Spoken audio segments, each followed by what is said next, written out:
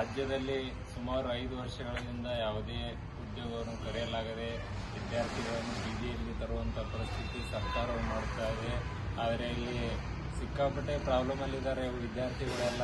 ಒಂದು ರೂಪಾಯಿಗೂ ಒಂದು ನಾಷ್ಟ ಮಾಡ್ಬೇಕಂದ್ರೆ ಬೆಳಗ್ಗೆ 10 ರೂಪಾಯಿ ಕಿಸೆದಲ್ಲಿಲ್ಲ. ರಾತ್ರಿ ಹೊತ್ತು ಇಲ್ಲೇ ಮಲಗ್ತೀವಿ, ಇಲ್ಲೇ ಹೇಳ್ತೀವಿ.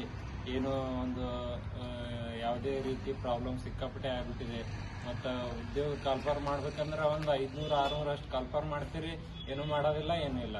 ಆದರೆ ನಾವು ಇದೇ ರೀತಿ ನೀವು ಮುಂದುವರೆಸಿದ್ರೆ ಯಾವ ಥರ ಮಾದರಿಯಲ್ಲಿ ಸ್ಟೂಡೆಂಟ್ಗಳು ವಿದ್ಯಾರ್ಥಿಗಳು ರೊಚ್ಚಿಗೆದ್ದು ಹೋರಾಟವನ್ನು ಮಾಡಿದ್ರು ಅದೇ ರೀತಿ ಕರ್ನಾಟಕದಲ್ಲಿ ಮಾಡಿ ಇನ್ನು ಸಿದ್ದರಾಮಯ್ಯನ ಕುರ್ಚಿಯನ್ನು ಕಿತ್ತೊಗೆಯುವಂಥ ಒಂದು ಹೋರಾಟವನ್ನು ಮಾಡೇ ಮಾಡ್ತೀವಿ ಬೆಂಗಳೂರಲ್ಲಿ. ಅದನ್ನು ತಿಳ್ಕೊಬೇಕು ಸರ್ಕಾರ. ಯಾಕಂದ್ರೆ ಸುಮಾರು 5 ವರ್ಷ ಆಯಿತು, ಯಾವುದೇ ಒಂದು ಉದ್ಯೋಗ ಇಲ್ಲ, ಏನಿಲ್ಲ. ಬರೀ ನಾಳೆ ನಾಡ್ದ ಇವತ್ತ ಇದೇ ಸ್ಟೇಟ್ಮೆಂಟ್ ಕೊಡ್ತೀರಿ. ಮತ್ತೊಂದು ನಿನ್ನೆ ಗೃಹ ಮಂತ್ರಿ ಒಂದು ಸ್ಟೇಟ್ಮೆಂಟ್ ಕೊಟ್ಟರು. ಏನಂದ್ರೆ ನಾವು ಪೊಲೀಸ್ ಡಿಪಾರ್ಟ್ಮೆಂಟ್ ಅಲ್ಲಿ ಹೊಸದಾಗಿ ಒಂದು ಬೋರ್ಡ್ ಅನ್ನು ನೇಮಕಾತಿ ಮಾಡ್ತೇವೆ ಅಂತೇಳಿ. ಇದು ಏನದ ಲಂಚ ತಗೊಳ್ಳುವ ಒಂದು ಬೋರ್ಡ್ ಅನ್ನು ನೇಮಕಾತಿಗೆ ಆಗಿ ಮಾಡ್ತಾ ಇದ್ದೀರಿ ನೀವು. ಅದೇ ನಾವು ನೇಮಕಾತಿ ಬೋರ್ಡ್ ಮಾಡೋ ಅವಶ್ಯಕತೆ ಇಲ್ಲ. ಯಾಕಂದ್ರೆ ತುಂಬಾ ದಿವಸ ಪ್ರಾಬ್ಲಮ್ ಆಗ್ತದ. ನೇರವಾಗಿ ಡೈರೆಕ್ಟ್ ಆಗಿ ಕೆಇಎದವ್ರಿಗೆ ಕೊಟ್ಟು ನಮಗೇನದ ನೇಮಕಾತಿ ಸ್ಟಾರ್ಟ್ ಮಾಡಬೇಕು. ನೀವು ಒಂದು ಭ್ರಷ್ಟಾಚಾರದ ಮೂಲಗಳನ್ನು ಹುಡುಕ್ತಾ ಇದ್ದೀರಿ. ಬರೀ ಕಾಲ್ಪಾರ್ ಮಾಡೋದು, ಅದು ನೆಪ, ಇದು ನೆಪ, ಇದೆಲ್ಲ ನೆಪವನ್ನು ಬಿಟ್ಟು ನಮ್ಮ ಪರಿಸ್ಥಿತಿ ಅರ್ಥ ಮಾಡ್ಕೋಬೇಕು.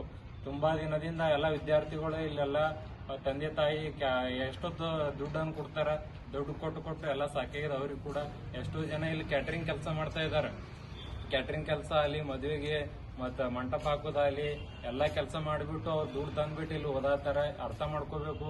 ಅರ್ಥ ಮಾಡ್ಕೊಳ್ತೇವೆ ಹೋದ್ರೆ ಒಂದು ಸ್ಟೂಡೆಂಟ್ ಏನು ಶಕ್ತಿ ಅನ್ನೋದು ತೋರಿಸ್ತೇವೆ. ನೀವೆಲ್ಲ ಎಫ್ಐಆರ್ ಮಾಡ್ತೇವೆ, ಅದು ಮಾಡ್ತೇವೆ, ಇದು ಮಾಡ್ತೇವೆ. ಹೋರಾಟಕ್ಕೆ ಅನ್ನೋ ಪರ್ಮಿಷನ್ ಕೊಡ್ಲಾರೆ, ಅದು ಮಾಡ್ಲಾರೆ, ಇದು ಮಾಡ್ಲಾರೆ. ನೀವು ಮಾಡ್ಲತ್ತಿರ್ಬೇಕು ನಾಟಕ. ಯಾವುದೇ ನಾಟಕ ನಡೆಯೋದಿಲ್ಲ. ಬೇಗ ಅರ್ಥ ಮಾಡ್ಕೊಂಡು ಕಾಲ್ಫಾರ್ ಮಾಡಬೇಕು. ಮಾಡಲಿಲ್ಲ ಅಂದ್ರೆ 11ನೇ ತಾರೀಕು ಬೆಂಗಳೂರಾಗ ಏನನ್ನೋದು ವಿದ್ಯಾರ್ಥಿಗಳ ಶಕ್ತಿಯನ್ನು ತೋರಿಸ್ತೇವೆ ಅಂತೇಳಿ ನನ್ನ ಮಾತನ್ನು ಮುಗಿಸ್ತೇವೆ.